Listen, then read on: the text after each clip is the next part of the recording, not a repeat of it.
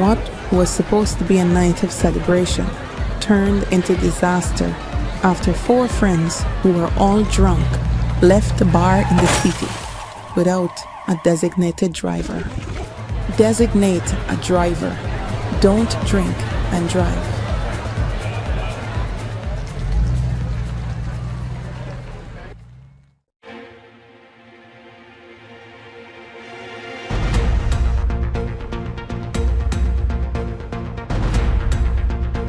This is your News Source Evening Bulletin for today, Wednesday, the 5th day of February in the year 2025. I'm Gordon Mosley reporting, and here is what we're tracking tonight. We begin with some breaking news tonight. Days after a special disciplinary tribunal established by the Police Service Commission completed its hearing into disciplinary complaints that were filed against Assistant Commissioner Calvin Brutus and provided the Commission with its report, the Police Service Commission has fired Mr. Brutus as Assistant Police Commissioner. Mr. Brutus never attended any of the hearings and has challenged the legality and constitutionality of the tribunal in the High Court. A number of sources close to the Police Service Commission confirmed to News Source this evening that the tribunal found Mr. Brutus guilty of the disciplinary charges that were laid against him. The tribunal recommended that he be relieved of his job in the Guyana Police Force. News Source made several calls to get a comment from the Police Commissioner Clifton Hicken. All of our calls and WhatsApp messages were left unanswered.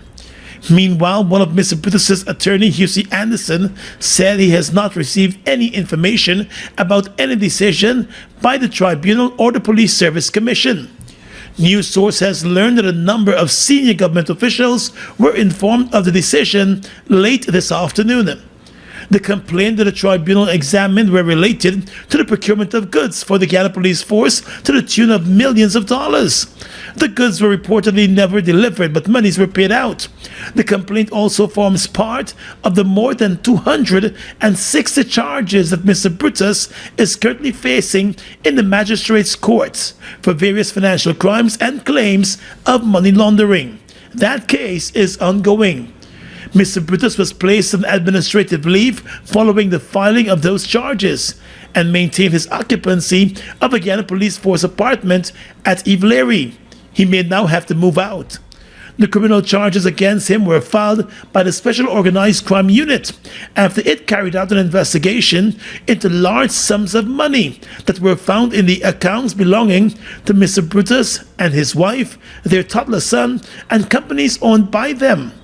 Bank accounts with more than $500 million in them were frozen as part of the investigations. Mr. Brutus and his wife have always maintained their innocence. More news coming up in just a moment.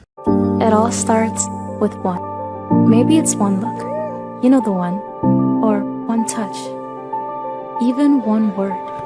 It can start with one step, or one promise, one thrill, one first time, one deep breath, one leap of faith, one day to remember, or one night to forget. One moment, so many stories that make up one crazy, average, everyday, fabulous life. We get one life, just one. Make your move. It all starts with one.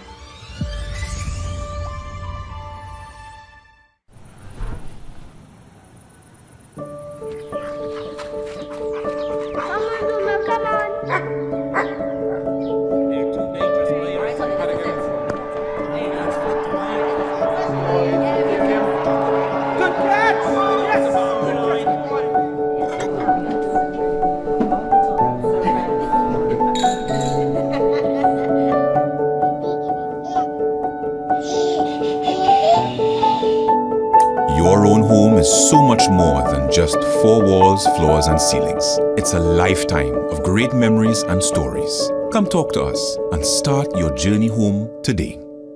Republic Bank, we're the one for you. Hi, this is Van Fields of the Style Listings. We'll be on the lawns of the Transport General Sports Club in Georgetown. The Ultimate Soul Concert on Valentine's Night, Friday, February 14th. with our live band for a dinner under the stars. Hope to see you there. In December 2019, Guyana embarked on a historic journey, producing oil offshore for the very first time with the Liza Destiny FPSO, delivering 120,000 barrels per day.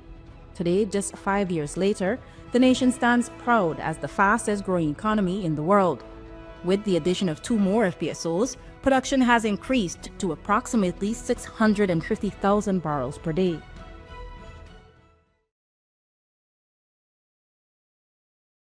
Guyana is on the verge of becoming a global destination for sports and culture.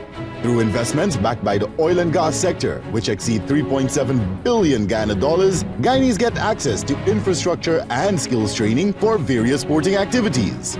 The synergy between the economic benefits of the oil operations offshore and support for national initiatives helps position Ghana more favorably on an international stage.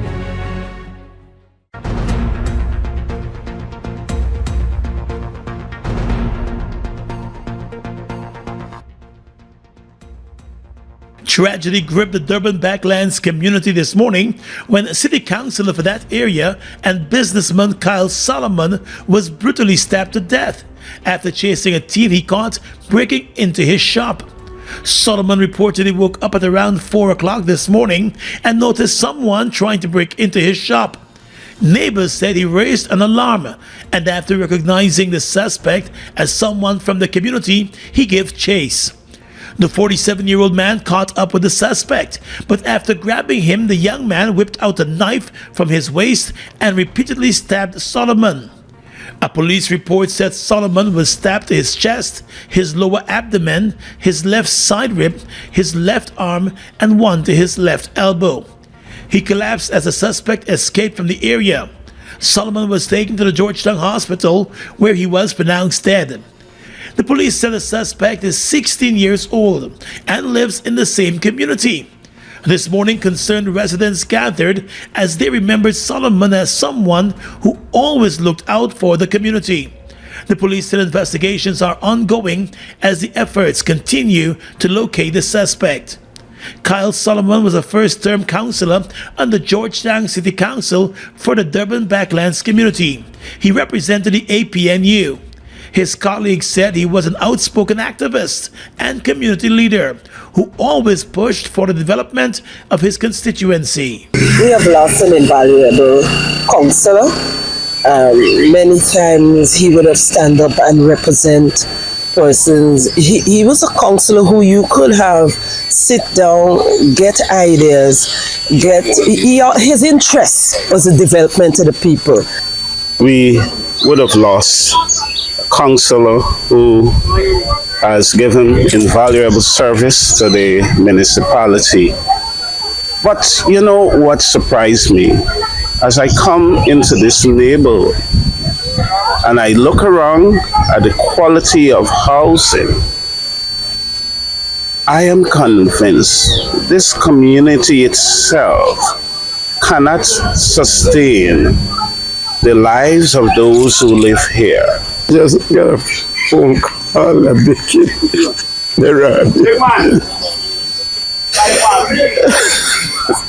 That's what I wanted. And then I came and see him on the ground there. City Council officials have extended their condolences to the family of Kyle Solomon.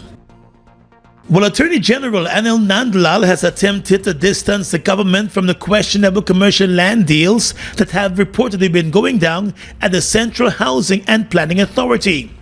The authority falls directly under the Ministry of Housing, and commercial land deals are generally approved by the President's office. During his Issues in the News program on Tuesday, Mr. Nandlal said he is unaware of all the land transactions by the Central Housing and Planning Authority involving prime lands near the ExxonMobil headquarters at Ogle on the east coast of the Marara and along the Heroes Highway on the east bank of the Marara. However, he said the government has a comprehensive process which is in place for the issuance of commercial lands. Officials of the Central Housing and Planning Authority have been coming under the microscope for their alleged role in the sale of tens of acres of lands in prime areas to businessmen believed to be close to the government.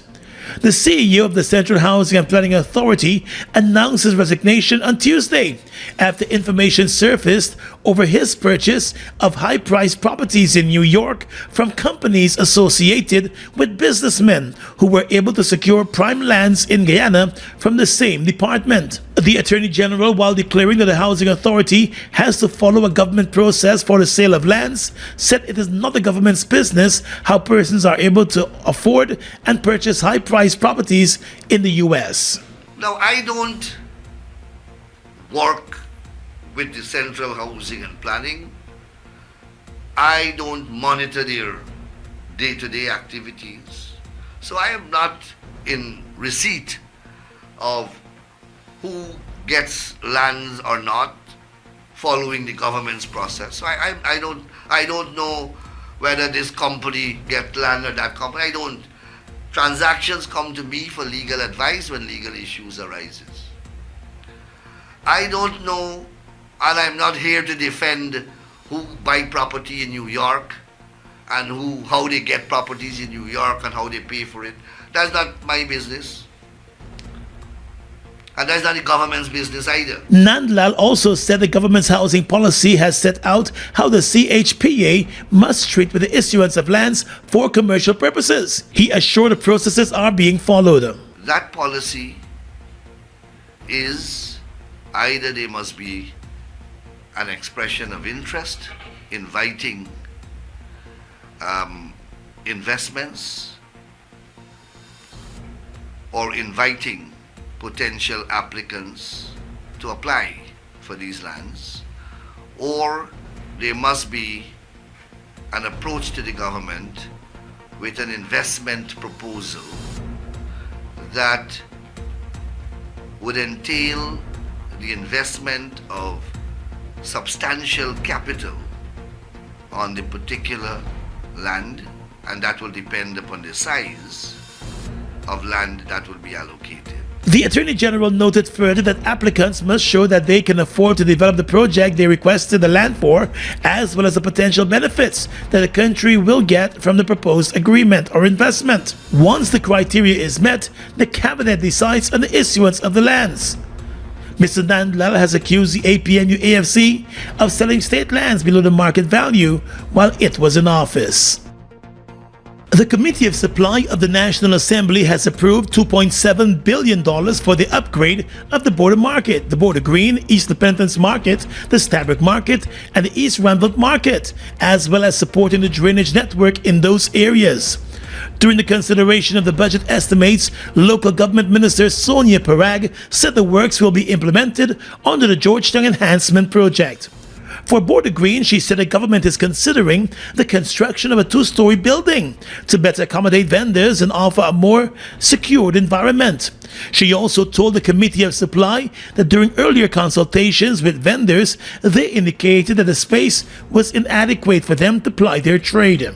To maximize on the space for the Border Green, and there was a consultation that was held with vendors of the Border Green area by both the ministry as well as His Excellency before the ministry had that, and the vendors indicated they wanted a space, a proper space to utilize for the Border Green, to maximize on space and include any other thing other than the vegetables and greens area. We wanted to see if perhaps we can put at least a two-story building there to accommodate vendors. In breaking down the $2.7 billion allocation, the minister explained that $2 billion will support the development of the drainage network, while $40 million has been set aside for the design and consultancy of the Border Green upgrade, and $260 million for Phase 1 construction of the Border Green project.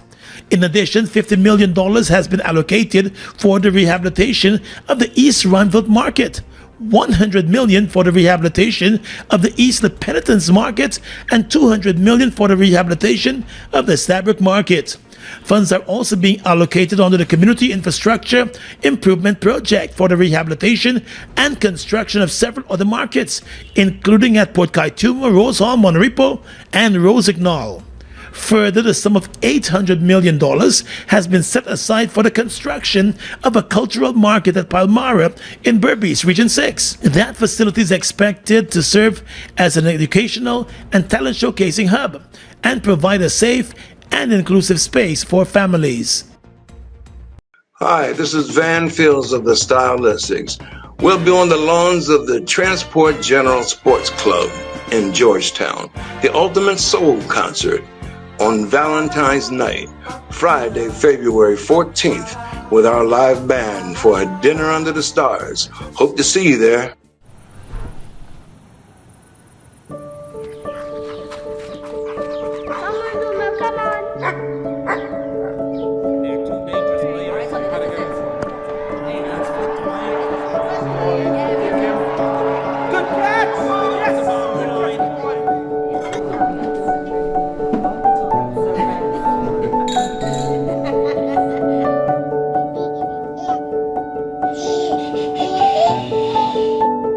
Your own home is so much more than just four walls, floors, and ceilings. It's a lifetime of great memories and stories. Come talk to us and start your journey home today.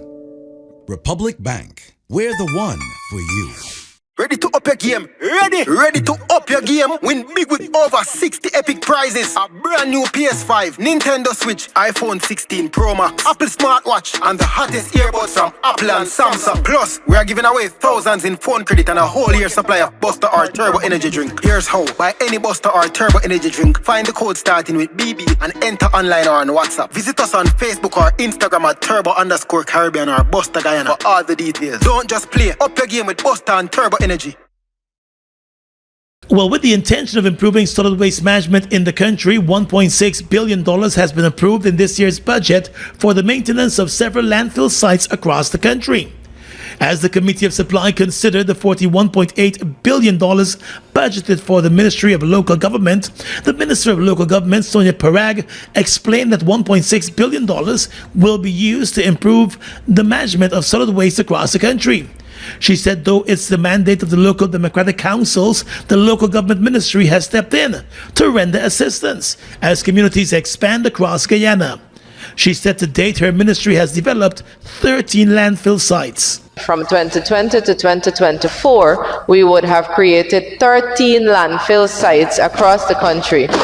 And just last year, we would have been able to give a very nearby region, such as Region 5, the opportunity to have a landfill site for the first time in Blairmont, Region 5, to accommodate the disposal of garbage. The allocation will go towards the maintenance of landfill sites at Lusignan, Lethem, Partika, Rose Hall, Karakara in Linden, East Kanji, Blairmont, and Bellevue, among other areas. The minister also said this year's additional landfill sites will be developed, including 2 in Region 4, to provide support to the Hague Bosch landfill site. Cell 3 of that landfill site is approximately 95% completed. In addition to Cell 3, which is under construction, the ministry is building a hazardous waste cell.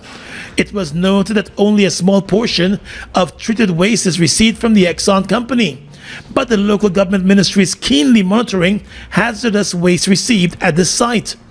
The minister noted that a portion of the $1.6 billion will be used to roll out a robust public awareness campaign aimed at encouraging better waste disposal and management.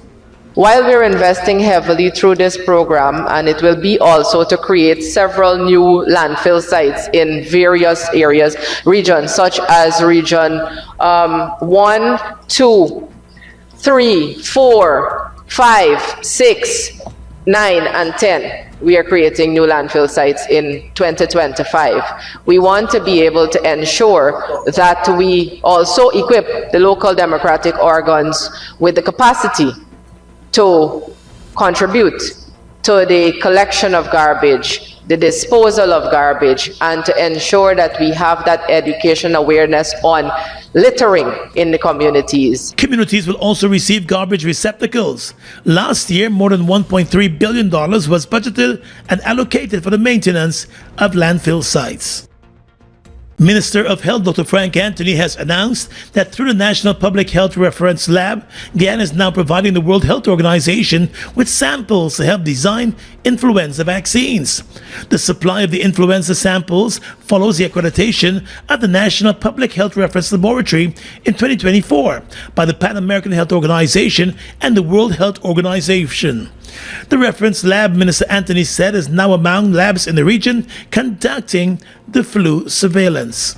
So this year, the vaccines that are made for influenza, some of the samples came from our lab, because as you know, every season, influenza season, the previous season, you take the samples from that to try to predict what type of vaccines you will need in the new year. And so we have been able to supply WHO with samples last year. And so the design of the vaccine for this year would be using some of the samples that we sent. He made the comments while addressing the Parliamentary Committee of Supply, which was considering the $121 billion budgeted for the health sector.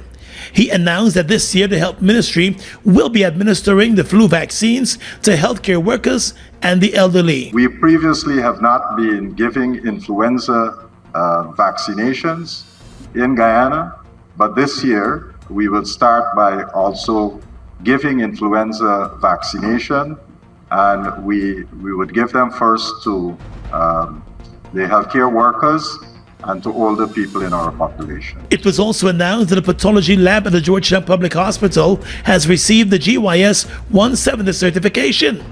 The Minister of Health said the lab is capable of conducting 14 histochemistry tests. We have at least 14 histochemistry tests that we can now do at the lab. And among the other things that we are able to do, so for example, if somebody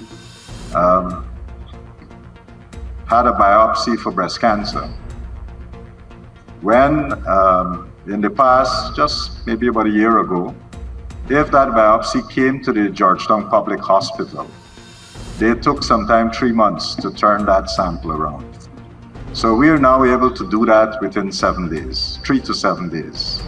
So that's a quick, faster turnaround, and we are able to give the person a diagnosis of what is happening with that pathology sample. The public health sector, he added, is also now able to conduct telepathology. Dr. Anthony said the strides being made are all important as the Health Ministry forges ahead with the National Health Strategy, which is intended to improve the quality of healthcare services across the country. 27-year-old Northeast La Penitence resident Aisha Mackenzie might have been prepared for more than afternoon tea on Monday afternoon as she was busted with just over 5 pounds of cocaine in her suitcase while preparing to board a flight to London. The bust was made by the Customs Anti-Narcotics Unit at the Chetty Jagan International Airport.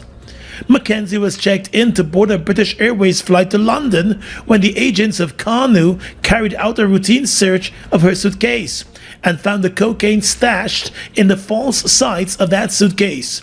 She was immediately told of the drug trafficking offense and taken into custody.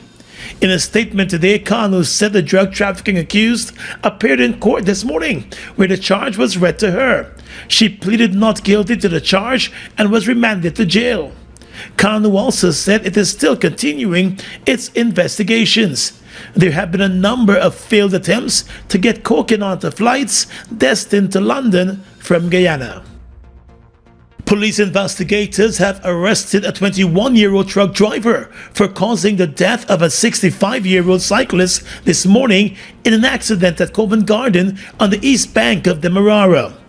A police report identified the dead pensioner as Vikanandan Sugdiyo of Little Diamond on the east bank of the Demerara. The truck involved in the accident was being driven by its owner, Joshua Lim, who provided an address at Kurukuru.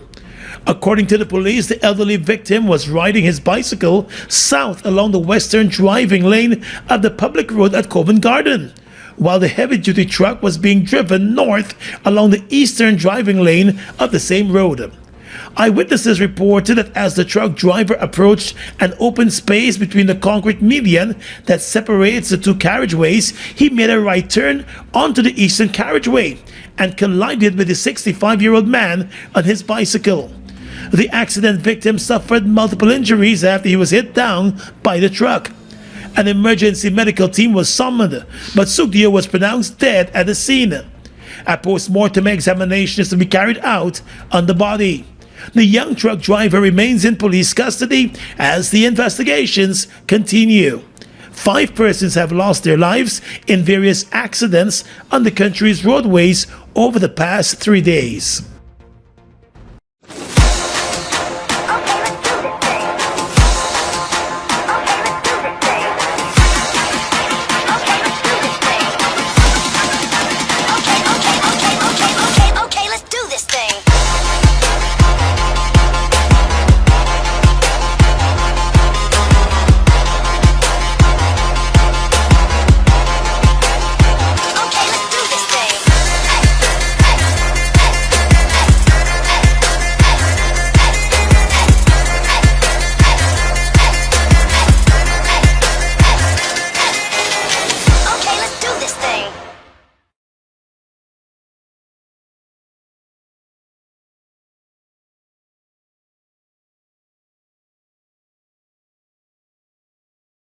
Guyana's economy is rapidly transforming, and we're all part of it.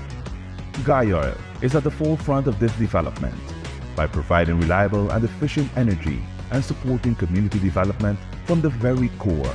100% of Guyoil's profit goes back to building schools, roads, and other important infrastructure that connects our cities and towns, providing fuel to domestic, marine, industrial, and aerial transportation. Guyoil has now repositioned itself as a market leader in the petroleum industry, building a better future for all of us.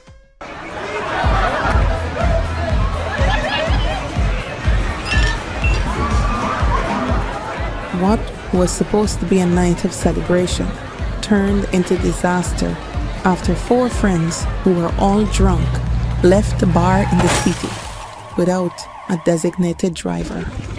Designate a driver. Don't drink and drive.